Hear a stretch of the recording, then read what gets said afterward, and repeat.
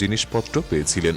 তাকে রাখা হয়েছিল 3টি সোনার কফিনের ভেতরে, একটির ভেতরে আরেকটি।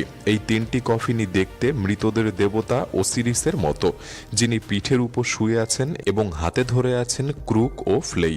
কিন্তু মাঝের কফিনটি ছিল একটু আলাদা। এর নকশা ছিল ভিন্ন, এমনকি এর মুখের গঠনও বাকি দুটির সাথে মেলে না। এটি তুতেনখামেনের বিখ্যাত ডেথ মাস্কের সাথে মিল খায় না। গবেষকদের ধারণা এই মাঝের কফিনটি আসলে তুতেনখামেনের জন্য বানানো হয়নি, বরং এটি তৈরি করা হয়েছিল এক রহস্যময় শাসক নেফেরুয়াতেনের জন্য। এই নারী শাসকের নাম কিছু প্রাচীন লেখায়ও পাওয়া গিয়েছে। ধারণা করা হয় তিনি আখেনাতেনের সময় বেঁচে ছিলেন এবং যিনি ছিলেন তুতেনখামেনের বাবা। কিন্তু তিনি খুব তাড়াতাড়ি মারা যান এবং নিজের ক্ষমতা প্রতিষ্ঠা করতে পারেননি, ফলে ইতিহাসের পাতায় তার পরিচয় প্রায় হারিয়ে গিয়েছে।